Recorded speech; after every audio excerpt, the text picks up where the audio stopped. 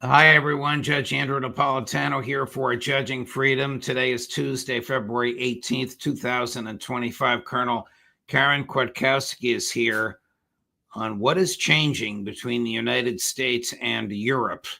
But first, this. Markets are at an all-time high. Euphoria has set in. The economy seems unstoppable, but the last administration has buried us so deep in debt and deficits, it's going to take a lot of digging to get us out of this hole. Are you prepared? Lear Capital specializes in helping people like me and you grow and protect our wealth with gold. Did you know that during Trump's last presidency, gold rose 54% to a record high? If that happens again, that puts gold at $4,200 an ounce in his next term. Don't wait. Do what I did. Call Lear at 800-511-4620 or go to LearJudgeNap.com for your free gold ownership kit and special report, $4,200 gold ahead. When you call, ask how you can also get up to $15,000 in bonus gold with a qualifying purchase. Call 800-511-4620, 800-511-4620, or go to LearJudgeNap.com and tell them the judge sent you. Colonel Kwiatkowski, a pleasure, my dear friend. Thank you for joining us. I do want to talk about the United States and Europe, but before we get there, a couple of questions about Israel and Gaza. How unrealistic is President Trump's offer to purchase, don't know from whom, Gaza, own it and develop it, when even of all people, Senator Lindsey Graham said today, there is little to no appetite in the Senate for this. Yeah, I saw that he said that. So he's right sometimes. He's right on this one. And also the Americans, it's not just the appetite in the Senate, but it's the political appetite in this country. You know, we elected a guy to put America first. So certainly it's not good. It's not something that will be supported domestically. But the other thing is, who will he buy it from? Okay, Gaza is not it's not part of Israel. Israel has illegally occupied it, but it doesn't own it. It can't sell it. They refuse to deal with the elected leadership of Gazans or Palestinians. In fact, Israel has said there will be no Hamas, there will be no Palestinian Authority, there will be nothing. We're not dealing with any political construct. So who are they going to buy it from? Well, it's not Israel's to sell. And the other aspect is Israel doesn't sell. Israel takes land, occupies land, as it has done for a long, long time.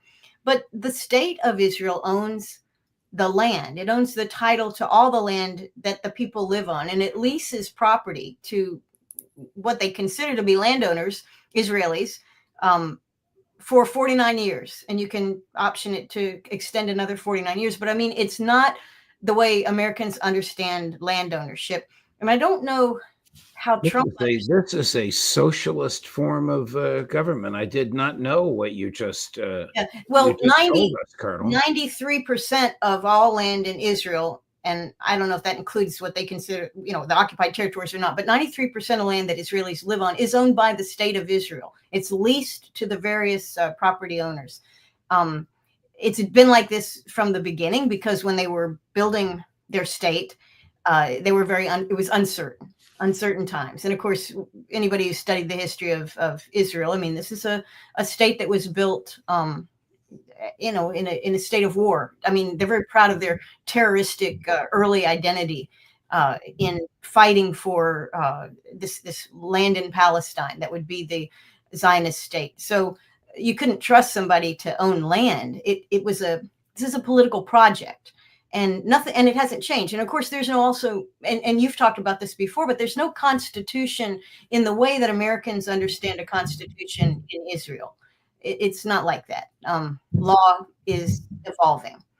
It makes one wonder, and he may have said this, Israel will sell it to us. If Donald Trump thinks that Israel owns Gaza in the way one owns real estate in the United States, and would literally sell it to American investors or to the federal government.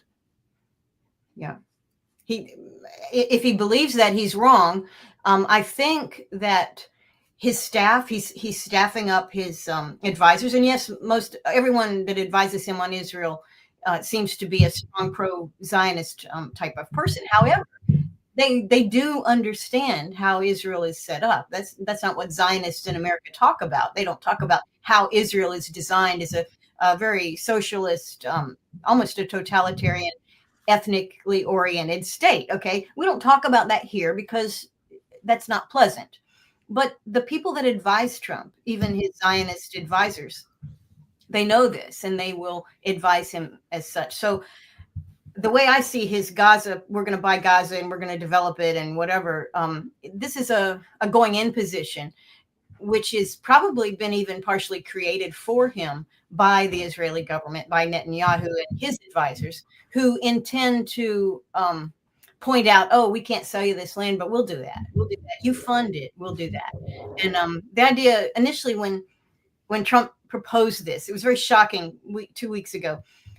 He said there would be a right of return, and he immediately was corrected. I mean, the very next time he talked about it, he denied a right of Palestinian return. So that tells me his talking points there are not being written by him or even by any American. His talking points are being written in Tel Aviv. Do you think that Prime Minister Netanyahu really, truly in his heart wants this to happen, or is just trying to be flattering to President Trump? I mean, if this were to happen, the United States would have access to the vast deposits of natural gas that are underneath the ocean there, which the Israelis have coveted for generations. Yeah, no, he absolutely doesn't want that. And also, let's imagine that nothing that we said here mattered, and Israel believes it could sell this property to the United States. What would be the price? You have to price in the natural resources that you're going to exploit.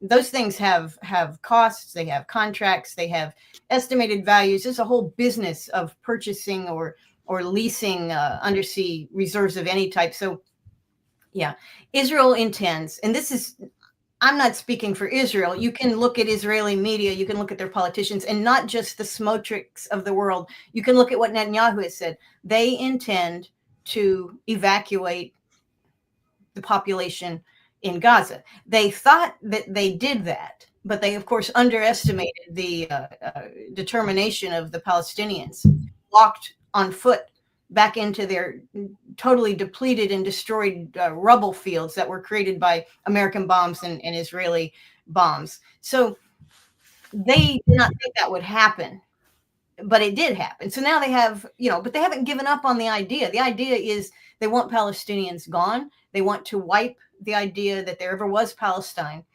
from the history books, from the modern books. Of course, the history books, we know it existed, but they want to kind of make a new kind of history that is sold and foisted upon the world. But the problem is it's a little bit late. Okay, because the world already knows better, and you can't foist it on the world. The last place you can foist it is Washington, D.C., and we'll see how it works out, because Trump has gotten some really good advice in Ukraine.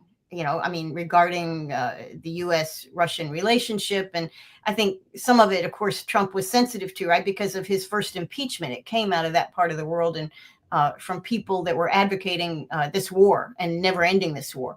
So he is focused in on Ukraine a little bit on a personal level. And I don't know if he is yet focused in on what's happened to Gaza and really, Western Syria, Southern Lebanon. We're not focused in on what they're doing right now, what Israel's doing to the West Bank. But if he becomes focused on that because he solved a few other problems, then, we have to see what he actually learns, because I do think Donald Trump can learn. And I think he is putting people around him that he not just trusts, but feels care about America first. I think that's clear. In fact, even Secretary of State Rubio, he's not an America firster. He's very much a person who challenged that idea, bought and paid for by the AIPAC folks, But when he appointed Rubio to be his Secretary of State, the condition was Rubio would be an obedient little boy. And he has done that. He has done that wonderfully. And it may be that Rubio has actually found a place where he can help make the world a better place in doing what Donald Trump tells him to do. Donald Trump claims he is a man of peace, and I accept him at at his word, but the pipeline of aid to Israel has continued. Yes. Every 15 hours, another ship arrives or another cargo plane lands. What do you think Trump will do if Netanyahu concocts some reason, legitimate or not, so concoct or discovers, for the IDF to re-enter Gaza and they start killing people? You don't think Trump's going to tell them to stop, do you? Well, I know Netanyahu is going to do that. Okay. Netanyahu is going to do that in order to stay out of jail. Right. Netanyahu needs war. He needs war. I can't say because I don't know the people Trump is listening to. I read something somewhere that said that Jared Kushner has fallen down lower on the roster of people that he listens to. So that's a good sign. That's a really good sign. Well, Jared Kushner and his wife is Trump's daughter, do not have an office in the White House as they did in the first administration. That's right. In fact, I believe they have sold their home in D.C. Okay, but yeah, exactly. But Jared is the one who said to a professor at Harvard, "Can you imagine what it would be like if we could develop the Gaza Strip into high rises and mansions?" I'm paraphrasing. Yeah, sure, I know it. These ideas are very popular in Israel, and they're popular amongst Zionist Israelis, and that's fine. Honestly, that's not our country, and we're not those people. So they can make plans for themselves. So the problem is who's paying for it, and who's going to pay the cost of the mistakes that they're making, and that's the United States. We're not only paying for them to do this, but we also, because we pay for it, we are now culpable for what they're doing. Yes. And is Donald Trump going to be called Genocide Donald, the way Joe Biden was quite properly ridiculed? Now, I know it's alliterative, Genocide Joe, but can we expect that? Well, what I think could happen is we might expect that, because if Trump is able to solve some of the problems that he's trying to solve on his 100-day plan or 30-day plan or whatever, he's making moves on refreshing our relationship with Russia, resolving the problem of Ukraine. He's got some other cleanup to do in DC, and he's certainly enraged the deep state very much and got them off their game. If he can put some of these things behind him, he may be able to propose something that makes a lot of sense for Gazans, for Palestinians, and for Israel. And he'll be in a position to leverage the aid that we do give them. We give them that aid with no, this is a very un-Trump thing. This no qualifications on any of the aid that we provide to Israel. They can do anything they want with it. We can never say no. It can only go up. They get it when they ask for it, and they can do whatever they want with it.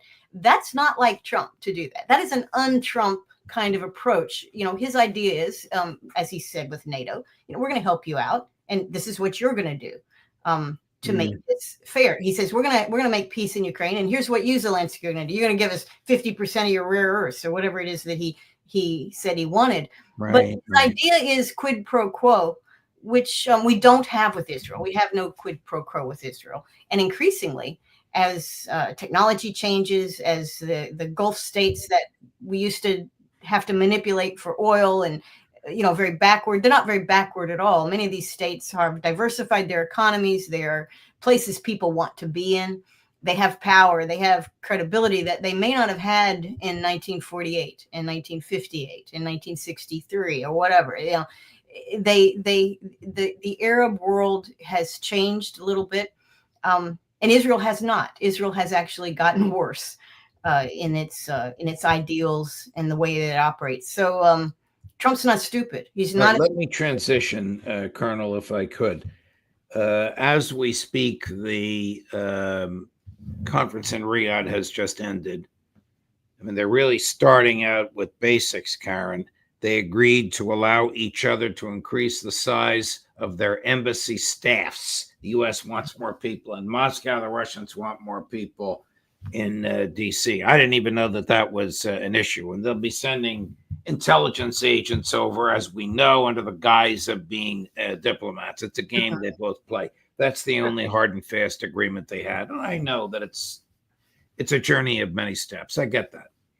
But what leverage does the United States have with Russia, if any? Well, one thing that we can do, and I think Trump is interested in this, is we can change the sanctions regime, not tonight or tomorrow, but the sanctions regime can be relaxed greatly. It can be reworked if we want to still have certain types of sanctions, but it is a very ineffective way to do business. Trump knows this. Well, Trump blasted the Biden sanctions, but he's keeping them in place. Well, that's pretty much because I think that's about all that the U.S. really has to offer here is, and also not just sanctions on imports or exports or things, but sanctions on the money changing, access to the. You can't fly to Moscow. You can't even stay in certain European hotels if they're owned by Russians. It's a pain in the neck, which doesn't really harm the Russian economy at all. If anything, Russia's in better shape economically now than it was before Biden sanctions. Yeah, that's true. But Trump also wants to build a bridge and have strengthened relation with Russia to kind of compensate, kind of like the Nixon thing. Nixon goes to China. Well, that's all screwed up now. So maybe Trump goes to Russia first. But, so there are things that are kind of nice to have things that show respect for Russia and for what Russia brings to the table.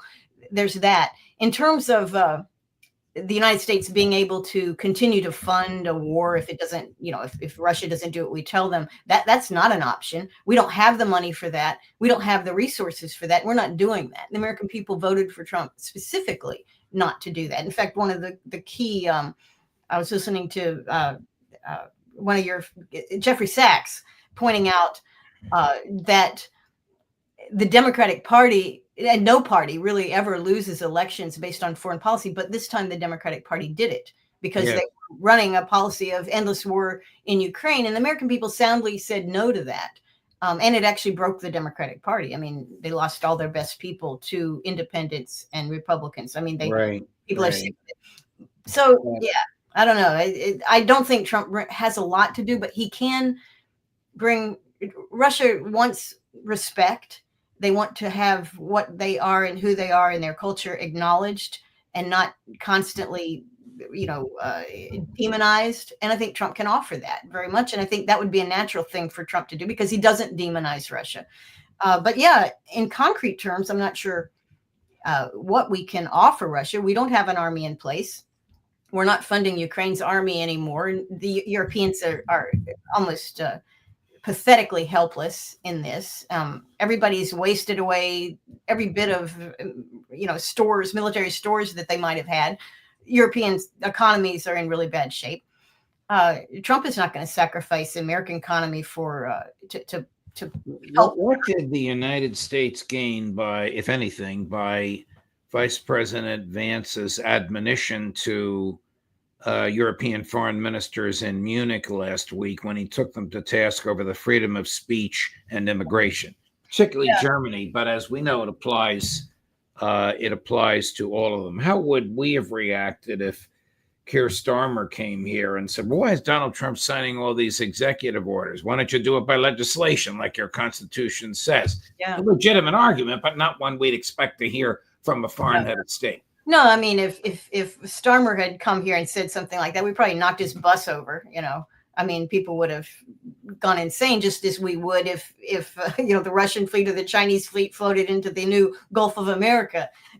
We are not tolerant of being told that we're hypocrites, and that's a problem. And I think Trump has, just by his existence, is helping us through that. There's some places he is a hypocrite. But back to Vance in Europe. What did we gain? I think Vance was sending. Well, he was being Vance. If you've heard his speeches before, there's not new what he is saying, but he's also sending the message that we're kind of large and in charge, and you guys are not going to dictate to us. And when he says us, I think he's really saying the Biden administration has done European leaders a great disservice because it has gone along with your stupidity. It has gone along with your illogicality and your warmongering tendencies. And we're not going to do that anymore. We're not doing that. And we are dealing with our own issues, and we have freedom of speech, and you don't even have that. So I think he was insulting them on purpose. And this is very Trump-like as well, to insult people, to anger them. I mean, his operation with the Doge domestically is very much set up to humiliate and anger the deep state.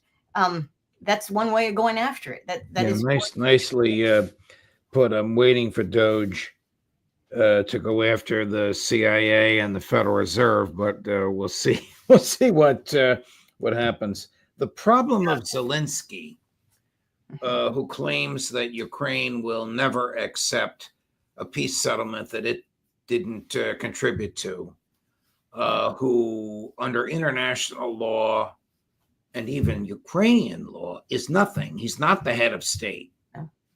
What do we do about it? General Kellogg says, I don't even know where Kellogg stands these days. He's not in Riyadh.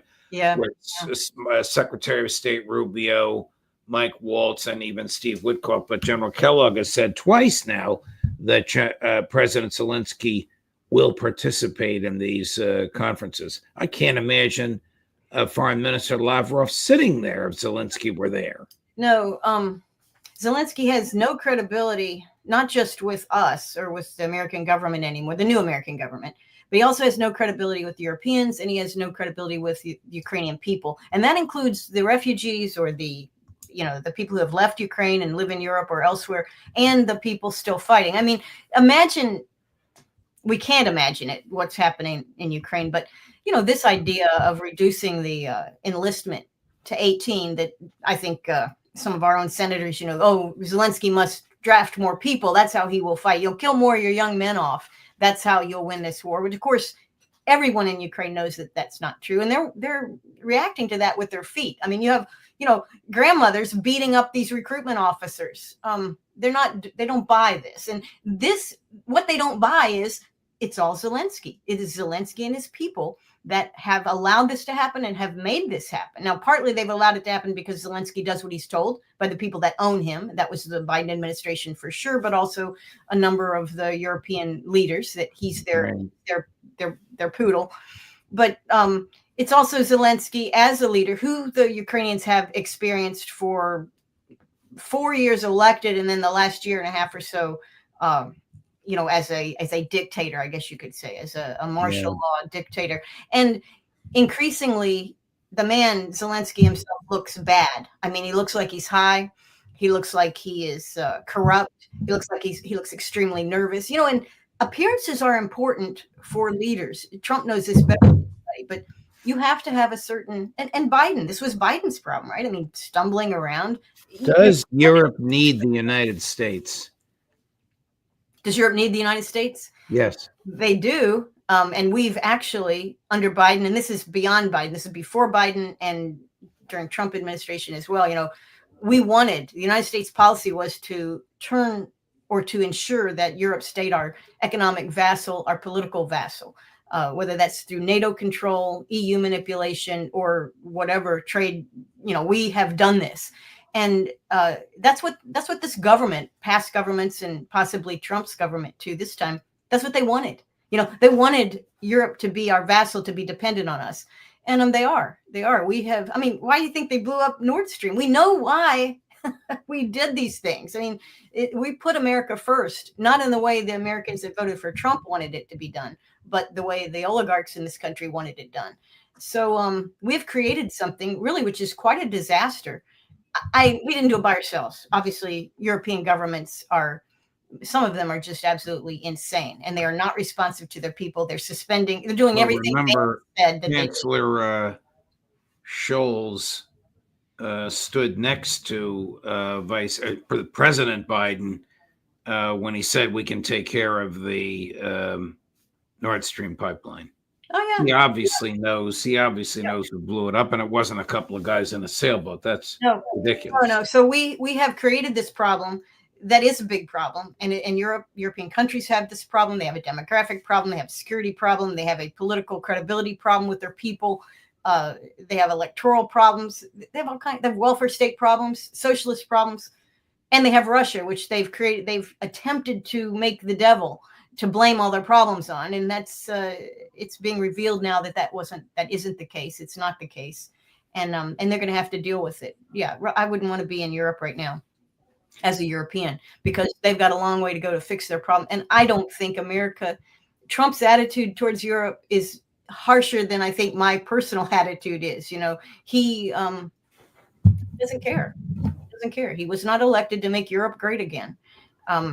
He will sell at high prices everything we can sell to them. He will tariff them if need be. He will lecture them. He will send Mr. Vance over to embarrass and humiliate them publicly. He will do that. And it's harsh, but what do they say? Play stupid games, win stupid prizes.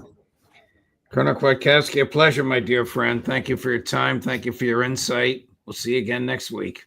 Absolutely. Thank you, Judge. Of course. All the best.